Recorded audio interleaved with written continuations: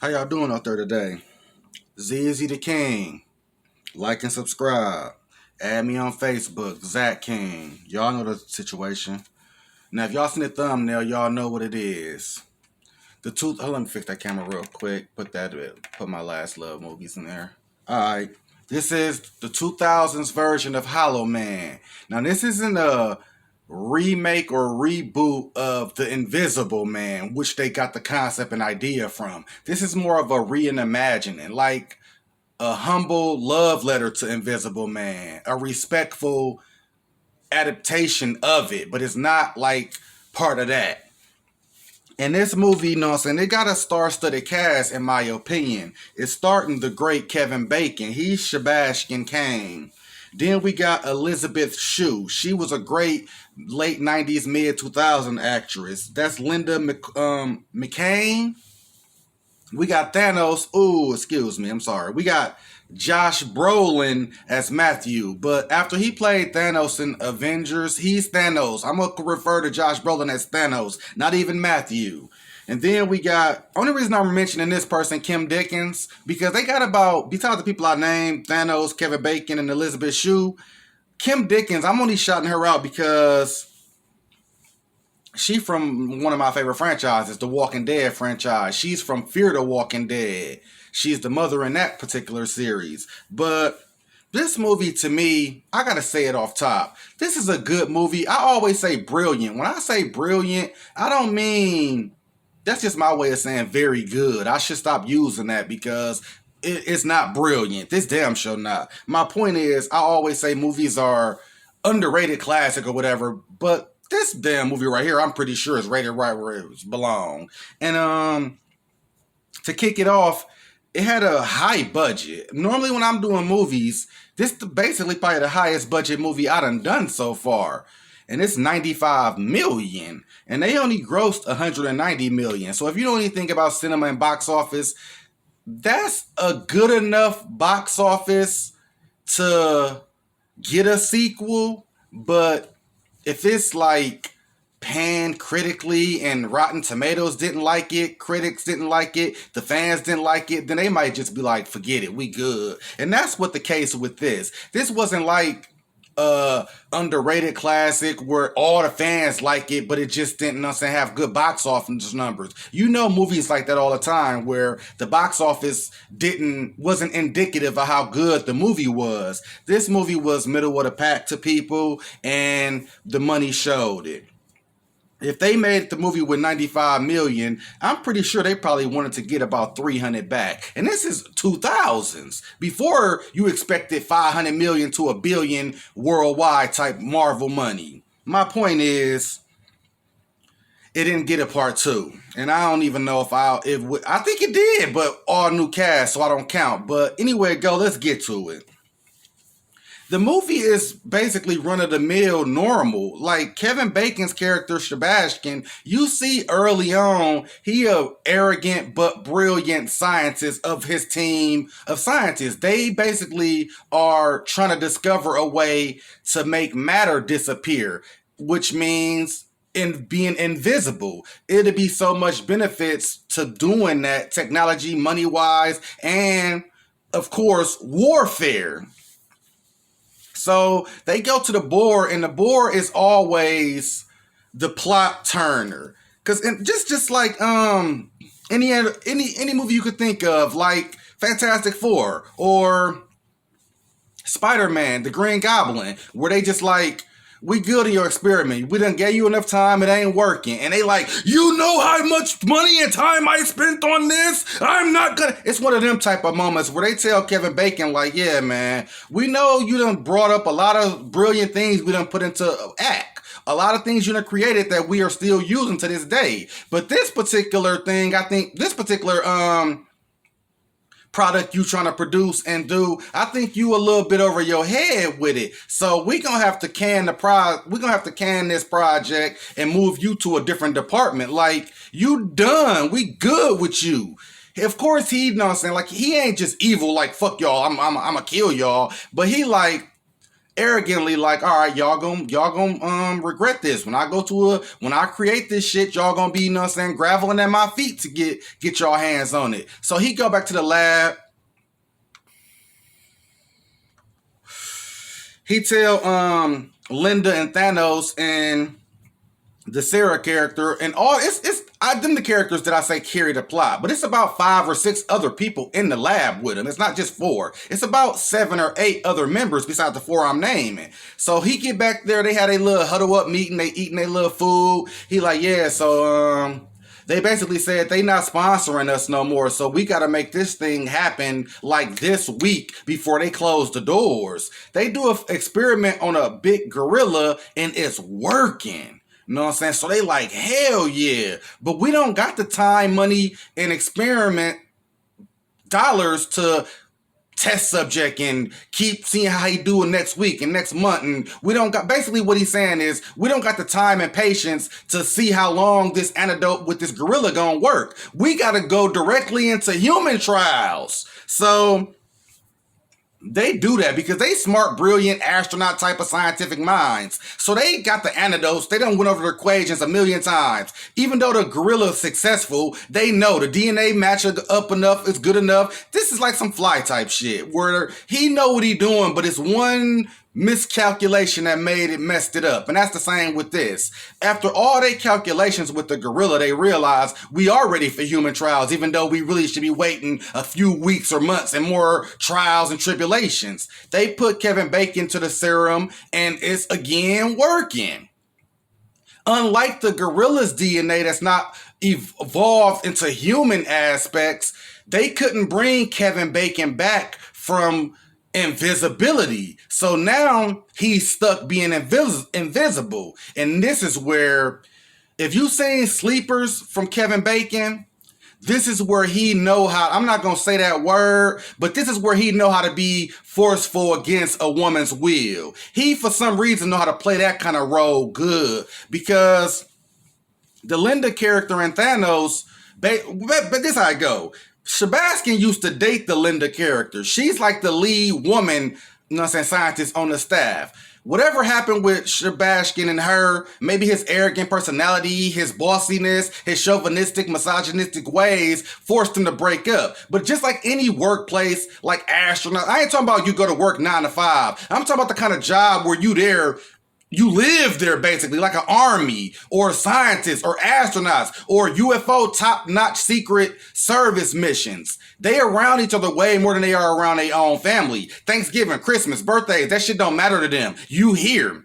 So their relationships develop naturally, but on proximity type shit. So when her and Sebastian break up, she started dating Thanos. Once they start to do all the technology and all the tests, they talking to Kevin Bacon in his invisible form. They paint him with like glue, you know what I'm saying, so he can have some kind of visible form. They give him clothes and stuff because he's matter still. He a human, he just invisible. So once you clothe him and paint him, you can get a better visual of him. I thought this was great CGI even at the time of 2000. Compared to shit like Spider-Man 1 and that, this looked good to me. So, days, weeks, it ain't weeks because they don't got a lot of time with this. This like days, that week, they got like 2-week notice. This like 2 or 3 days into the week where they realizing we ain't being able to switch him back into his human form. Now Kevin Bacon is getting frustrated. He throwing shit around. They got like predator thermal glasses so they can always locate him because they know he a trickster, he arrogant, he fuck with people, he play games. And that's how it was the first couple days. He was like, y'all stupid. I know y'all gonna figure it out, but I would have figured it out way quicker. So the first couple of days, he playing jovial joking. Once he realized these fucking idiots can't get me back into my human form, that's when he started getting real, you know what I'm saying, voyeuristic. You know what I'm saying, real sketchy with his behavior. Like he go home, he sneak out because they can't see him. You know what I'm saying, he driving his car, he go home, he getting research. That's when he see his neighbor across the, you know what I'm saying, you know how they do in movies. You in an apartment, they got their apartment, sexy little lady getting undressed. He on some stalky ass shit, watching her get undressed. She closed the blind when she finna get into the tub. He pissed, like damn. So now he on his real, you know what I'm saying, creepy stalker. I ain't gonna say the word. The R word, by the way. So he get to the he go to the military captain house who rejected them and told them he feel like if you would have gave me some more time, I wouldn't have to rush my process. So he go over to him. He start doing, haunted house type shit. Knock a vase over. The military guy look. He go to the pool, jump in the water. You hear the splash. The military guy like, what the fuck going on? He goes and try to investigate. Kevin Bacon grabs him down. That's when he realized, oh shit. This is what he was trying to make. He realizing it as he's drowning. This was a horrifying scene. Brilliant part of the movie. Kevin go home, wash off, get back, sneak back in. Now, the rest of the movie, they like, listen, man. We sorry we can't get you back into your form, but we know you've been leaving. We've been seeing certain signs. You got to chill the fuck out. And this is what Thanos' character is telling them. And the chick... Kevin Bacon talked to the chick like, Linda, you agree with this? She's like, yeah, Sebastian, I agree. He don't take it as two of his peers agree that he should calm down. He take it as this bitch taking this nigga side. You already left me for him. Now you taking his side. So he on some real arrogant, aggressive type shit. Now the whole team of 7 members, they have a meeting. Like, listen. Y'all know how Sebastian is, man. Y'all know his ways. He real touchy-feely. I mean, he shouldn't be that way, but carry y'all goggles there where y'all go. The games and jokes was fun the first 2 days, but now he, know what I'm saying, he had put like thumbtacks on the, toilet, so a bitch sit down on it. For one, I don't know why the girl didn't look at the toilet, but that's just an example of the mischievous things he doing. It went from playing, joking, tap somebody's ear, they look, he ain't there, then he say, scare him. Now it went from that to now this shit kind of malice. He doing evil shit. Once they get to the point where he's still sneaking out, he ain't listening to them. Josh Brolin, Matthew, I keep calling him Thanos. Matthew and Linda go home. They shut the lab down for the day. Night over. We worked enough, working our ass off. They go home. They're a couple. He get to stalking them instantly. He outside they house. He watching them make love. He pissed. He banging on the wall. This look great because you see the banging in the cracks of the wall, but you don't see the actual person, the invisible man, the hollow man in this universe. So now his rage has went to 50 to 100. It never was 0 to 100. He always was at 20% rage. Now it's at like 100. He get back to the lab and now he hear them over talking about him. Like, only Sebastian could rectify this mess we made. We don't know how the hell to do this. Only he would know how to do this. And he realizing, to be honest, I don't even know how to do this shit to get me back to my human form. And they don't either. So maybe I should just use this as a benefit the rest of my life and just become a villain. So now, this is where it become a sci-fi horror. I done went through enough plot beating boys. This is almost the third act when I just said they had that meeting about he fucked and we fucked because we don't know how to revert him. We gotta hope they don't put us in jail for this and they just make this go down as a science project the world will never know about and it's a secret. And you know what I'm saying? Cover up, a government cover up, Watergate this shit, whatever. He hear all this and he like, all right, y'all trying to bury my ass. He just get to knocking motherfuckers off. All the characters I didn't name who irrelevant, they get they death. You know what I'm saying? There's some cool kills in this. Nothing to write home about. Now the final fight is Linda and Thanos versus him. They have their final fight. They throwing acid at him. They throwing forensic lights at him so they can locate him. They, you know what I'm saying, making like fire extinguishers to keep him visible. They doing all kind of shit. They get to the last final scene where they on the elevator shaft. They cut the cord and he flies down into the burning fire that they caused. Happy ending. I think it had a cut scene like Marvels or something where you see he didn't fully die to beta a part 2, which never happened. I could be wrong about that. But it ended in a way where it's like, it's satisfying enough. But also, if this was a box office hit, it damn sure could have had him come back at part 2 and just have a flat out horror movie. Overall, Hollow Man to me as a kid, young teenager, I was about 15, 16 when this came out. I thought this was probably about an 8 or 9 when I seen it. As I got older, maybe I grew out of it like the Power Rangers or Pokemon. You grow out of stuff. Maybe I grew out of it, or I got older and just didn't like the way Kevin Bacon was so creepy. That's the way I'm gonna put it. I just didn't like that. Sometimes you can act a role so good, it make me think that's how you are in real life. Like I revert to The Sleepers. Google and check that movie out. Just read it if you've never seen it.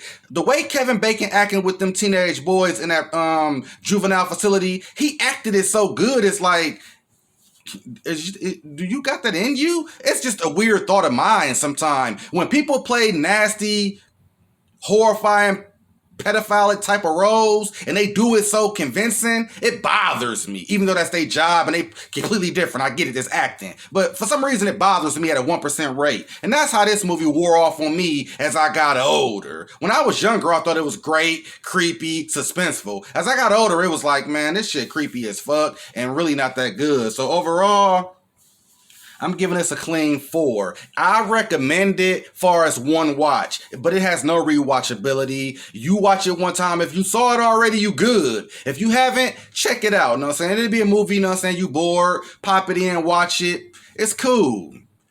And that's it for this sci-fi week. Next week, I realized, I'm sorry, I had to switch my whole catalog up. What I was gonna do was my love for the slashers.